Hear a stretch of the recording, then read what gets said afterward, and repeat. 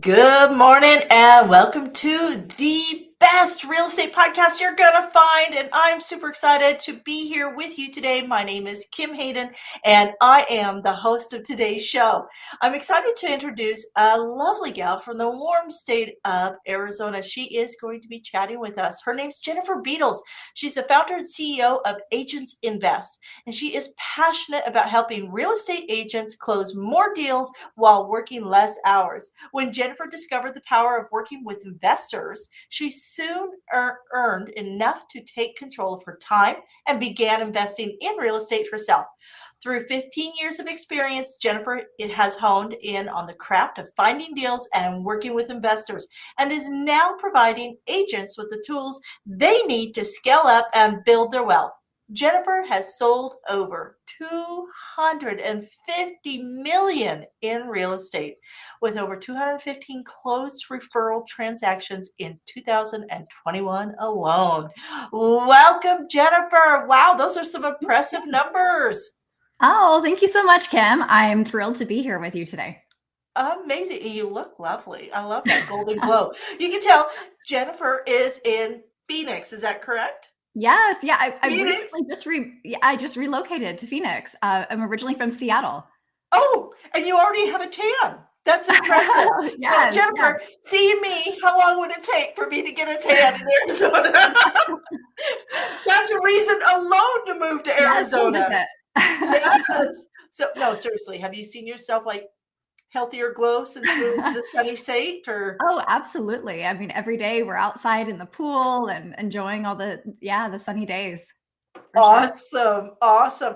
So you've relocated, and that's actually a really scary thing for a lot of real estate agents. So it actually, let's start there, and then we're going to go into the the principles and practices you have developed that you know can now coach and teach that allowed you to move. Because a Yes. lot of agents are terrified of moving because your community is your business. So walk Absolutely. us through your move and then your principles that you've applied so you can continue to grow your business. Sure, absolutely. So I should mention, I actually retired from real estate sales in Oh, 2017. Yeah, and and I'll kind of tell the backstory there. I started in real estate when most agents were getting out of the business. So I got my license in May of 2009. And again, literally remember agents walking out the door with their box of things saying, "Good luck to you. There's no business here." And so I got started in a time where there's a lot of turmoil in the market. I saw the opportunity to serve the investor community because I would say a lot of the properties in my market were fixer uppers, were cash only. And so, again, I saw an opportunity where a lot of agents weren't exploring. So I went full into that. Started serving the investor community, and I call it I learned while I earned, right? And so I learned from these investor clients, of course, applied that to my own investment portfolio, but made a really great living doing that. I found that I could work with maybe 20 to 25 investors a year. And a lot of those investors would purchase between 3 to 5 properties each every year. And so, in doing the math, you can imagine, the high volume that I was able to do by working with a pretty small database of investors. And kind of fast forward 2017, I found myself with an entire database of investors. And unfortunately, the deals no longer made sense in my market in terms of what the investors were looking for. And I found myself at a place of a crossroads as well as an investor, thinking, well, where else can I go to get the returns that I'm looking for? And so I started building a network of investor agents all across the country. And I was an initial buyer at first. And then I started referring my investor clients to these agents. And it was fantastic. We have a great story about an agent in Indianapolis. I purchased my first out of state deal with that agent. It was a brand new agent, but really we could speak the same language. I referred him to one client from California. That client bought 10 properties in 60 days and essentially made made that brand new agent. wow. He was rookie of the year. And so today it's great. So I don't actually participate in the sale of real estate, and yet we've closed. Yeah, last year it was like 218 referral transactions. So essentially, I'm a matchmaker now of the between the investor and the investor agent. And it's a really beautiful thing because I'm able to help agents kind of build and grow their businesses and also add value to these investors so that they can continue to build wealth and also some location diversification. Amazing. So this leads me to a question. So let's just go down a hypothetical road here. So I know of a young lady who has worked to get her license. So she's taking the Mhm. course. And in Canada, it's very expensive to get the course. Yes. However, personality-wise, she is actually far more, I think she's actually more geared towards maybe the commercial side of real Mhm. estate. Yes. Could this matchmaking work within like commercial investments also, not just residential? Oh, absolutely. I think that there's a kind of an opportunity right now where a lot of the commercial agents, the traditional, the Marcus and Millichaps, the CBRE, a lot of the commercial brokerages, they don't deal in maybe 50 units and below. It's also going to be market dependent, right? Depending on the price point. And so there's an opportunity, I would say, for residential agents to kind of break into this space that's maybe that 5 to 50 units that's not being served by the agent community. And yet, a lot of investors are looking for those types of opportunities, especially as we're seeing 1031 exchanges, becoming more popular. Of course, it's been around since I think the 40s. But there's a lot of investors that are looking to exchange properties in maybe the coastal markets where they have a lot of equity, but maybe the landlord tenant laws are changing and it's not as favorable of an environment. And I'm doing this myself with my personal portfolio. I mean, you can sell a duplex maybe in California, or Oregon, or Washington State, and essentially trade into 20 units or 30 units in the Midwest. And so again, there's not a lot of the commercial agents that are serving this area, and we're also seeing a lot of aging landlords that want to get out of these properties. And so I think there's a huge opportunity to serve both the investor and also, target some of these sellers that are looking to sell. Absolutely. So, okay, so I do understand the whole move from the coast type of thing due to the cost and expense Yes.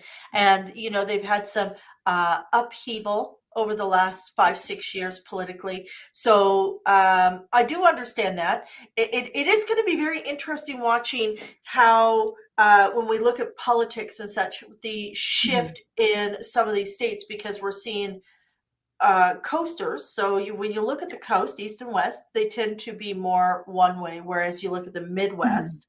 So Yes. that's going to be interesting. So when you're negotiating and you're moving into some of these spaces, what are some of the struggles people are coming across when you have mom and pop who have Uh-huh. owned these 14 properties for forever, but none of their Mhm. kids want them or their kids are gone or Yes. whatever, and Yes. now they're selling to the big fancy person out from the coast. How Uh-huh. how are ways that you walk in and put those sellers at Mhm. ease? Like what can be the language around that? Does that sound am I crazy in even thinking that? But I'm just No, yeah, I mean, this happens every day.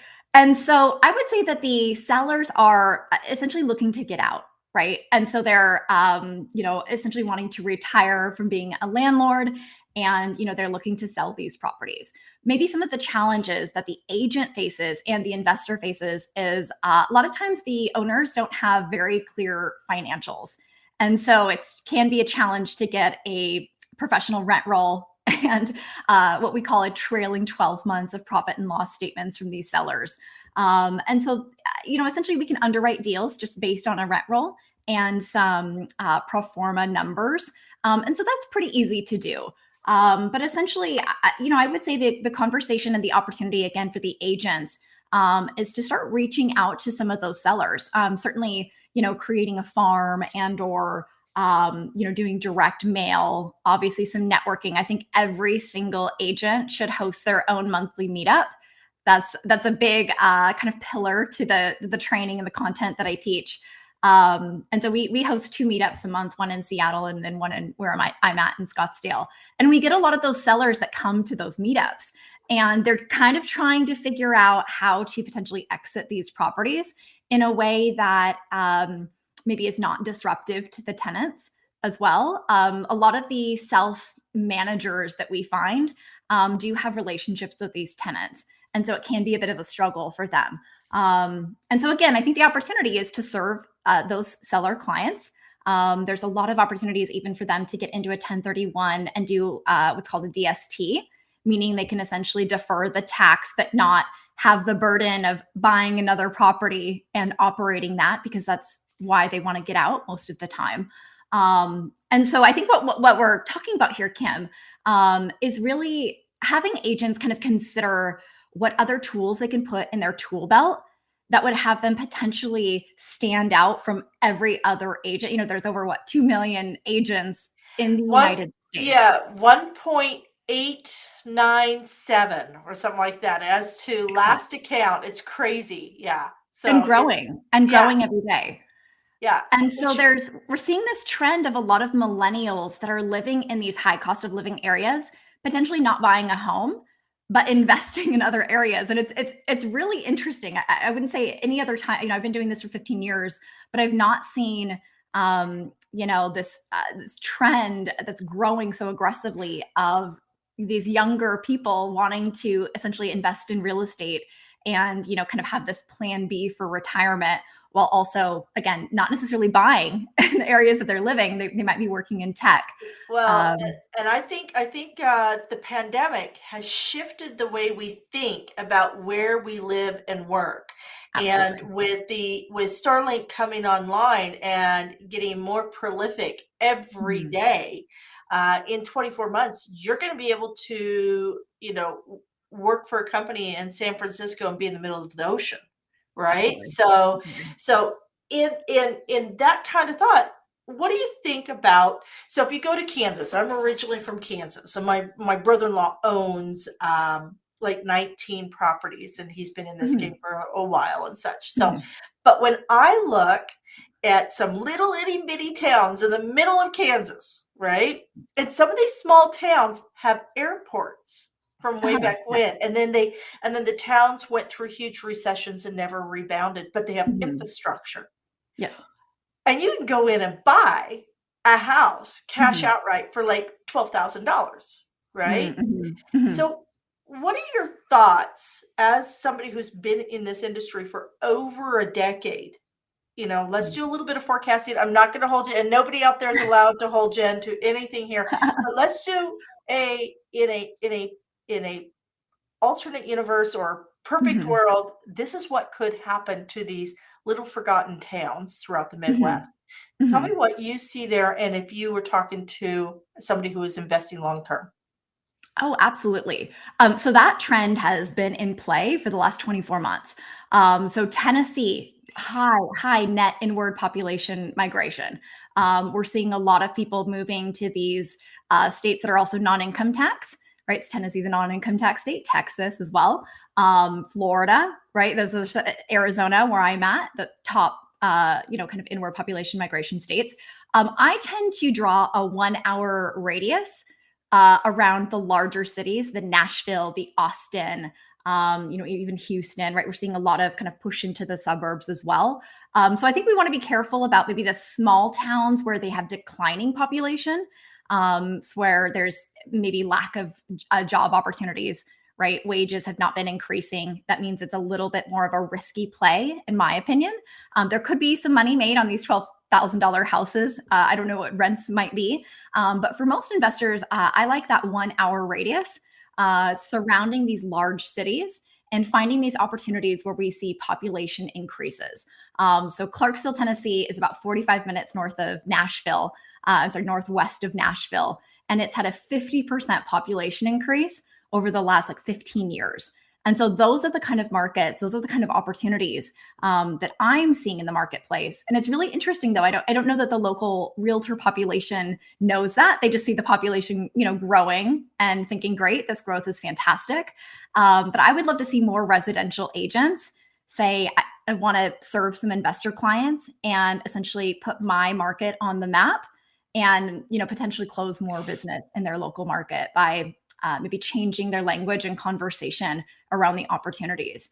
So we're seeing a lot of that happening right now. So again, I spend a lot of time researching different markets, the trends of where the population increases are happening, where people are moving to, and essentially trying to kind of get in before everyone else hears that that's a great market to invest in. And I have another story. I have a friend of mine who lives in New York City. She recently just moved from Miami back to New York City, thinking that she was, going to buy a place. Spent a couple weeks there and said it won't be an option. The prices are so high, rents are so high. And so just the other day, we were talking about her buying a house hack in Chattanooga, Tennessee, and what she could get for that money there, and essentially have her mortgage payment paid by the tenants on the other side.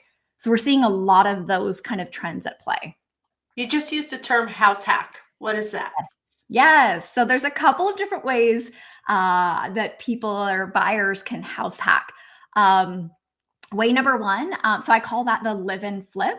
I have done 5 live-in flips and made over $1 million by living in a property, fixing it up or remodeling while I was living there for 2 out of 5 years, selling and essentially paying no capital gains tax on the sale of the profit, right? The profit. So that's one way. Another way to house hack is essentially you could purchase a property, live in it, maybe you have to meet that 1-year owner occupancy requirement. You could move out and then keep it as a rental and just cash flow it from there. But the benefit is by living there for a year, you could put minimal down, maybe FHA or VA if you have a VA loan. And so we've done that many times as well. And then the third option is buying a property, and maybe it's a multifamily property, or maybe it has multiple bedrooms. Maybe it's a 5-bedroom home, and renting out either other units or other bedrooms, and essentially having that mortgage payment covered. So essentially owning a piece of real estate, but living there rent mortgage free. Absolutely. And we see that. So here in Calgary, where I'm at, you're not going to get into a house now for under 400,000. Right. So that is a very viable option. And we see a lot of Mhm. like basements that are suited, because in Calgary everybody has a basement, right? Due to Right. cross lines and movement. Mhm. Capital gains, best states that people should look at house hacking. Oh, I think any state could work for house hacking. You could house hack in California, you could house hack in New York. It's just I would say that you're probably looking at different types of properties. You're looking for rentable space, or the fixer upper, the live-in flip, as I had mentioned. Maybe the properties in the nice neighborhoods that aren't in the best condition. There's a lot of opportunities in the U.S. for renovation financing, 203K loans for owner occupants. And so I believe that everyone should house hack as their first property, essentially buy that property again, either a live and flip or rent out some of that space and essentially get that mortgage payment covered, live there for a year and then move on and do it again, ideally. Okay, so in your program, this is the language that you're teaching real estate agents, correct? Yes, absolutely. Okay. So how do you encourage, or how would you advise a real estate agent who, let's say they have been 10 years successfully Mhm. grooming and farming their local market, they are, residential specialists within a specific area, they've got a Mhm. strong return, but Mhm. they see that 20-year line coming, and what are they doing for their future? Yes. What are some ways that they can actually start integrating and moving into the investment side? Oh, I love that question, Kim. So first thing, I would love to see every agent start putting investor type content in front of their current database. So there's a couple of different ways you could do that. One is you could host a local meetup and an investor meetup. You can invite a local property manager to come speak. You can invite commercial lenders. You can invite investors from the community. I think sometimes agents are afraid of, they always want to be the expert, and maybe they're not yet an expert in this space. Well, they can still be the host. And so, again, getting maybe your database thinking about this, because my thought is that most of our databases are thinking about it, but they might not be thinking about us as an investor agent.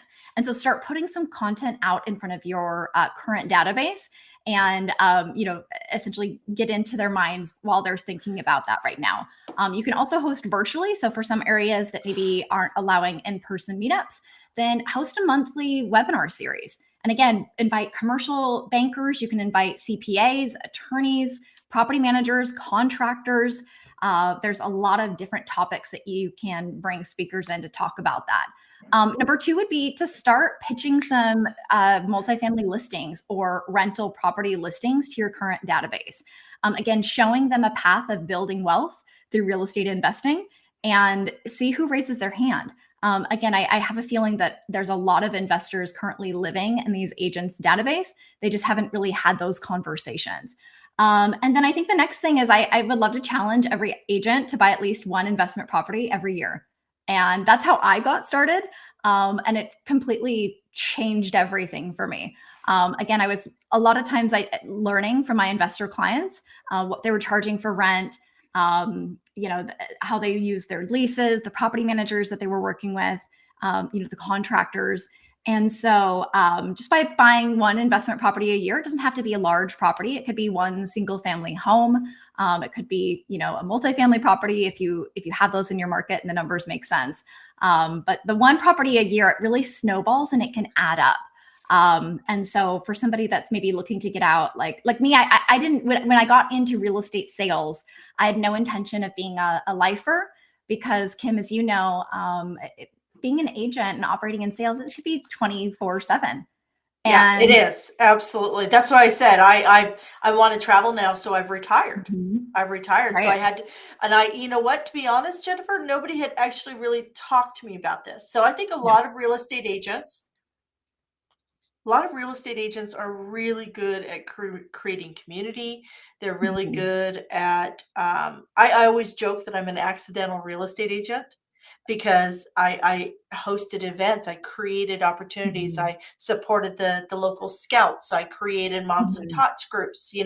I was really front and present. They always joked that I was the mayor of my community.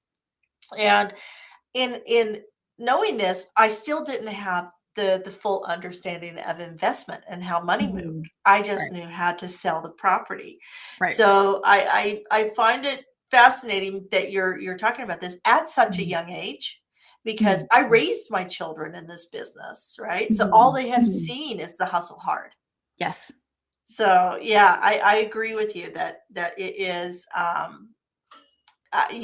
putting another level within the Mhm. service offerings. So you have, Absolutely. honestly, an exit strategy. Most real estate Oh, agents have no absolutely. exit strategy. Uh-huh.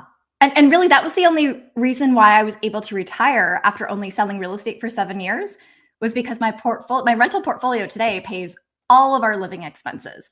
And so and we travel 3 to 4 months a year. Essentially we step out of the business and travel Europe or in different countries. And the only way that I'm able to do that is because of this rental portfolio that I built, one property at a time over the years. And then we haven't even talked about the tax benefits of owning all of this real estate. So I find that a lot of agents are really successful. They earn, a high income, right? Because there's unlimited potential in real estate sales. And then we have this giant tax bill. So the again, there's so much opportunity when you own investment real estate to get depreciation, and then again defer taxes through 1031 exchanges. And so that it's really just changed everything. And so again, one property at a time. It doesn't have to be a large property. Yep. You can scale up from there, but it makes all the difference. Well, and actually, I would think the smaller properties in a good neighborhood are even better investments, because you can rent them easier, right? Uh, Sure. that's what my brother-in-law specializes in, is great Mhm. little houses or crappy little houses in great little neighborhoods that have good schools and good taxes. Yes. So that's what he has built an entire portfolio on. This Mhm. leads me to, I have two more questions for you. Sure. So, and I've written them down. One is foreign investment. So Mhm. Mhm. buying into, do you advise or help agents set up so they can actually help people buy in, Mexico or in Europe somewhere? I Mhm. mean, in Mhm. Spain, they're basically, or not in Spain, but in Italy, they're giving away land, right? So, Uh-huh. um, do you help people with that, or is there anything within your toolbox around, outside of the U.S.? Yeah. So I think the United States is the greatest opportunity in the entire world for investment real estate. There's no other opportunity that I've spent a lot of time in other countries and researching this. And I spent a month in Italy last summer exploring these, free houses or $1 houses, €1 houses. And to be honest, Kim, you can't beat the yield that we can get in the United States. Now, we do work with a lot of international investors that are investing in the United States. And so I think that that's a great opportunity, especially you're from Canada, of course. We have a lot of Yeah. Canadian investors that are investing in the United States. But in terms of helping clients invest in other countries, it can be quite difficult. There are some great opportunities, say in Vietnam and some of the Asian countries, and unfortunately, they don't allow foreigners to own real estate. Everything is on land lease, 100-year land lease. And so there could be some opportunity in the Baltics. I spent a month in Croatia also researching some of the opportunities because they're still currently using the kuna and not the euro yet, and that's coming in a couple of years. There could be some opportunities there. But again, right now in the United States, it's extremely easy for an international investor to own real estate in the United States and also get financing. That's something that's in most countries as a US investor, we don't have opportunities to get financing. It needs to be purchased in cash. But for the foreign investor coming in, there's opportunity with about 30% down to get financing terms. Wow. Wow. That is something that, you know what, we'll have to actually look at collaborating on something further because I Mhm. know Calgary, Canada is very expensive, right? Yes. So, Yes. Uh-huh. investing south, right? And I mean, I just watch like you can buy a house for $125,000 in Wichita, Kansas, turn around and rent it. My brother-in-law Mhm. rents for $1,200 a month. So he's literally Right. cash positive in 5 years on these properties. And Absolutely. I'm sitting here going, yeah. That doesn't happen in Calgary. It's No. a little Or bit another harder country. to yeah, it's a little bit Right. harder here. Um, when it comes to investment, we're up against now we're seeing multi-million dollar, billion-dollar organizations like Zillow. We're seeing Mhm. lots of companies now that are actually going into the affordable housing Yes. consumption. They're Yes. actually just sucking that entire market dry. How Yeah. does the individual who wants to have a portfolio of 6 to 8 Mhm. properties, how do they Mhm. how do they compete? Yes, great question. So you mentioned there's a couple of different ways that an investor could get into this market. One is single family homes, and there's a lot of competition in that space. As you mentioned, the Zillow, the hedge funds, of course, are buying multiple houses in a lot of these markets, and then you're also competing with first time home buyers. And so that market is, in my opinion, very difficult to get into. However, I think the greatest opportunity is in that 2 to 50 unit space. That's actually my specialty. I focus on small multifamily, small apartment complexes, and for me, that's the opportunity to get in with a high cash on cash return. And then also, essentially you can control the value of the asset because it's based on the net operating income versus the comp value. So in single family homes, your single family home is only ever worth what the neighboring properties have recently sold for. And so with a market shift, let's say you want to refinance. Let's say the interest rates come back down and you wanted to refinance and your neighbor just sold for $100,000 and they're a similar style and size. Your house will likely appraise for $100,000. When you own an apartment complex, it's based on, again, the net operating income. So as a good operator, you can essentially drive up the rents and then the value follows immediately. And so again, I could talk for probably an hour about that and how it works. And Now, Jennifer, um, I think there's absolutely I think there's a trip to Calgary in your future for a conference here. We're actually looking at doing a real estate, women in real estate live conference kind of oh, here. fun. And what you're talking about with foreign investors and Mhm, opportunities, you know, there's a lot of opportunity that I think is being left mhm. on the table. And you are speaking at the Realtor Summit coming up, so you're part of that Yes. that group. That's going to be quite good. So if you are in real Mhm, estate and you see this video, you watch it. It's going to be up on our LinkedIn and such, for the next few days, and then we actually mhm, then repurpose it into a full blown podcast, and then do some promotion around it. mhm. Um, the goal is that through the Realtor Summit that we have as many different voices sharing as many Mhm. different ways to successfully create revenue and Mhm. put women in the driver's seats of our real estate, our economy, and our communities. So Mhm. I'm really excited to hear all that you're going to share. How can people reach out and find you, Jennifer? How can we get a hold of you? Yeah.